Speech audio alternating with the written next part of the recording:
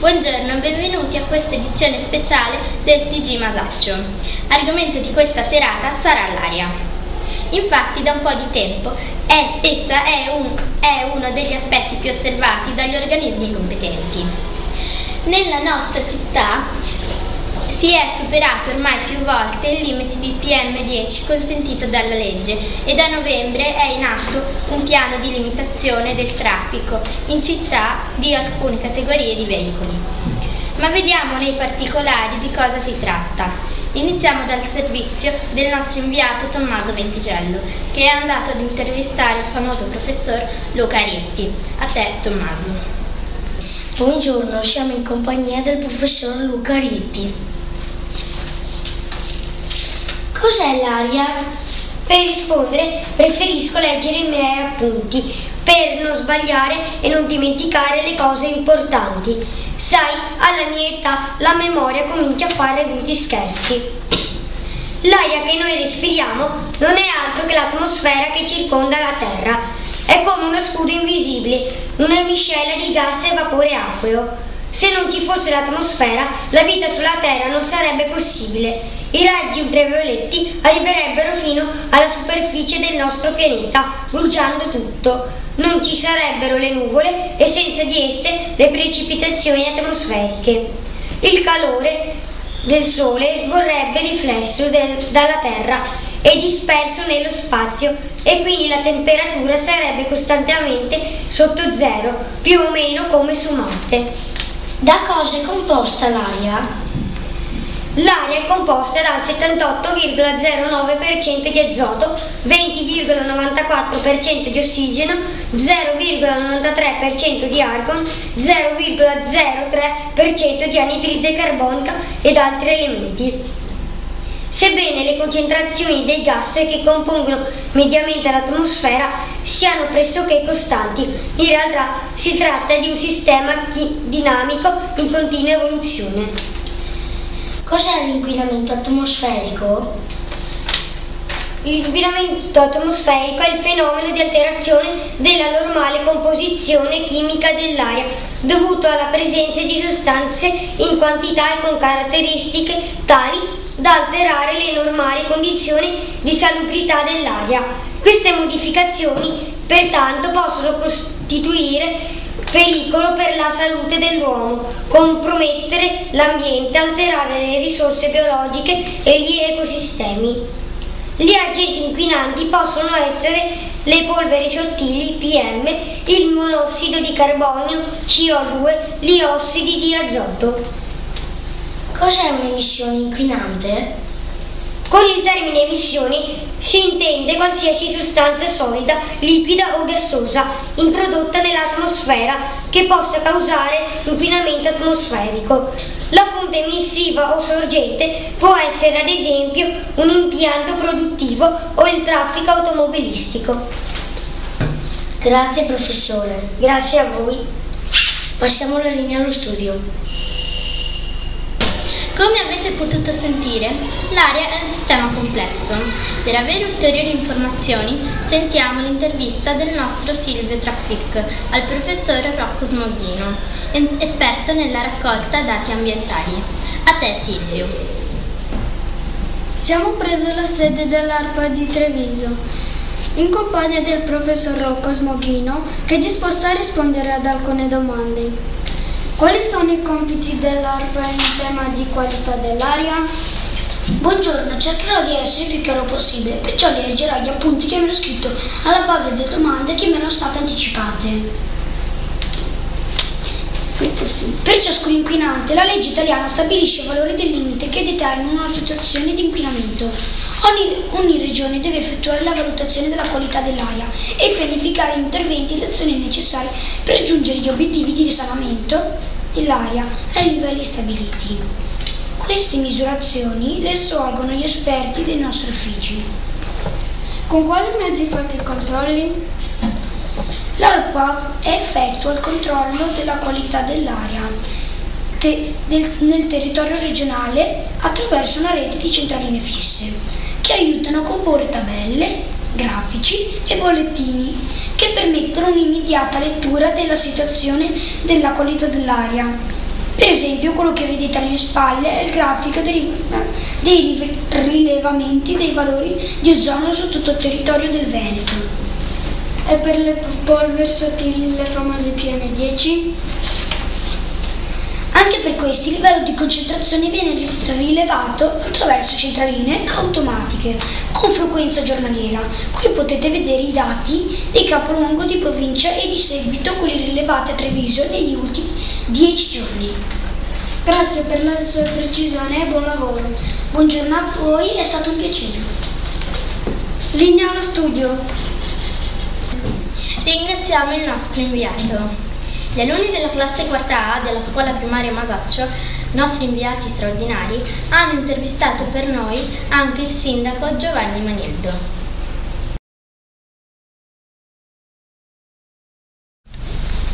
Signor Sindaco, siamo molto contenti che lei ci abbia concesso questo incontro per noi molto speciale. Lei abbiamo portato alcuni regali. 2 libretti con tutte le poesie del concorso indetto dagli amici del Ponte Dante, a cui noi abbiamo partecipato. Grazie, il lavoro che fate interessa anche a me, quindi sono molto contento che siate nel comune di Treviso e di collaborare a questo bellissimo progetto di attenzione da parte vostra dell'ambiente, quindi sono qui e rispondo a tutte le vostre domande volentieri. Sappiamo che lei ha firmato un'ordinanza che fa divieto ad alcuni tipi di veicoli di circolare nel territorio del comune di Treviso. Perché? Questa ordinanza blocca determinati tipi di macchine perché sono delle macchine che inquinano di più. Partiamo da questa situazione. Treviso è in un posto, una pianura padana, che è una delle zone più inquinate non solo d'Italia ma d'Europa. Se noi vedessimo e l'inquinamento si potesse vedere, se fosse come i rifiuti, come le carte, saremmo riempiti di smog, quindi dobbiamo fare qualcosa per eliminarlo. L'Europa, sapete che abbiamo in materia di ambiente molte norme, molti consigli, molte direttive ci arrivano dall'Europa, ci dicono che è necessario che le macchine più inquinanti vengano fermate per determinati periodi. Queste sono le macchine Euro 0, Euro 1, Euro 2, Euro 3, che sono la classificazione delle macchine in base a quanto inquinamento buttano nell'aria. Quali risultati hanno dato fino ad oggi e come è stata accolta dalla cittadinanza? Parto dalla seconda domanda, da come è stato colto. Non è stato colto in modo facile, perché limitare l'utilizzo di una macchina limita il diritto di ognuno di muoversi. Abbiamo cercato di far capire che è un segnale di attenzione all'ambiente, che ormai dobbiamo avere dei comportamenti tutti innovativi, che tutti quanti dobbiamo pensare che con le nostre azioni possiamo migliorare l'ambiente che ci circonda. Un po' alla volta vedo che questa cosa sta prendendo sempre più piede e quindi sempre più persone si rendono conto che possono utilizzare l'autobus, utilizzare la bicicletta, andare a piedi, perché proprio Treviso è più piccola. Poi i risultati non dipendono soltanto, l'inquinamento dell'aria, sapete, ha tantissime cause, un terzo dall'industria, un terzo dal traffico delle macchine, un terzo dal riscaldamento delle case. Quindi dobbiamo cercare, e come comune abbiamo fatto anche altre azioni per cercare di bloccare lo smog. Comunque adesso, anche complice le molte piogge, devo dire che il livello dell'aria di Treviso è in questo periodo un po' migliorato. Sappiamo che lei ha organizzato anche le domeniche a piedi. Perché? Questo proprio perché dobbiamo un po' abituarci a pensare che è bello anche muoversi camminando, quindi Treviso è una città piccolina che riesce ad attraversare a piedi, magari col tuo cagnolino, con la tua famiglia, tutto, e quindi stiamo cercando di promuovere sempre di più il fatto che le persone si muovano a Treviso a piedi, che così si rendono conto che con la loro azione possono migliorare l'aria. Come sono andate? Allora, sono andate bene perché c'era molta più gente che si muoveva per la città, abbiamo appunto una città bellissima che è molto bello percorrere a piedi o in bicicletta, e quindi devo dire che c'erano tante più persone che con i bambini, con le carrozzine, con i propri cani si muovevano in giro per la città, e quindi il bilancio è sicuramente positivo. Adesso stiamo cercando di abituare anche qualcuno che qualche idea proprio positiva non aveva, che erano i commercianti, perché avevano paura che questi provvedimenti, queste domeniche a piedi gli facessero un po' cadere gli affari, ma un po' alla volta si stanno rendendo conto anche loro che più persone vengono, più persone hanno voglia di camminare per la città, sono anche per loro una potenzialità per vendere di più e quindi fare più affari. Perché non in tutti i comuni ci sono le limitazioni di traffico per garantire la stessa misura anti-inquinamento in tutta la regione? Qua hai proprio ragione, nel senso che se facessimo in più le stesse cose, le azioni avrebbero un'efficacia sicuramente molto molto migliore. Noi stiamo cercando con i comuni capoluogo di Padova e Venezia proprio di fare la stessa cosa. Queste Padova, Venezia e Treviso vogliono costruire una cosa un po' così che si chiama area metropolitana, quindi un gruppo, una parte di territorio dove ci sono questi 3 centri grandi che sono un po' i punti di riferimento, e anche in materia di ambiente, lotta allo smog, stiamo cercando di avere le stesse condotte, mettere le stesse regole, perché siamo proprio convinti che se facciamo tutti le stesse cose nello stesso momento gli effetti poi sono migliori per tutti. Grazie mille della sua collaborazione e le auguriamo un buon lavoro. Grazie a voi e buon lavoro anche a voi. Ed ora sentiamo il parere della gente. Il nostro inviato Elio Mazzicino ha fermato alcuni passanti per le strade di Treviso. A te, Elio.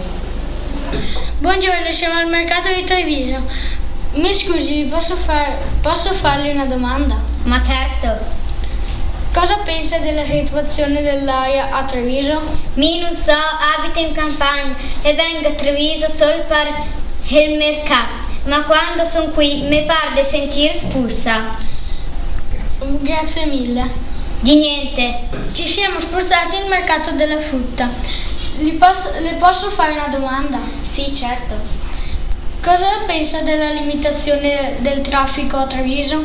Penso che sia una buona cosa, ma come può la gente che ha pochi soldi comprarsi l'auto nuova?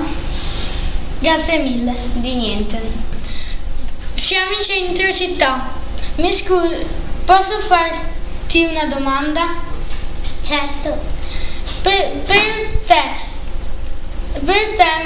andare a scuola è meglio usare l'auto o la bicicletta? Secondo me è meglio usare la bicicletta o andare a piedi se la scuola è vicina. Infatti il mio fratellino va a scuola con il pedibus. Grazie mille. Di niente. Passo linea allo studio. Il problema dell'aria pulita è, come abbiamo visto, grande e riguarda tutti noi. Speriamo che gli organismi competenti se ne facciano carico in modo serio e che tutti i cittadini capiscano che tanto sta anche nelle loro azioni quotidiane. Notizia dell'ultima ora. Nel cielo, tra Treviso e Castagnole, sono stati avvistati dei palloncini bianchi con attaccati degli slogan anti-inquinamento. Se capitassero nel vostro giardino, siete invitati a leggerli. Grazie per la vostra attenzione e buon proseguimento di giornata.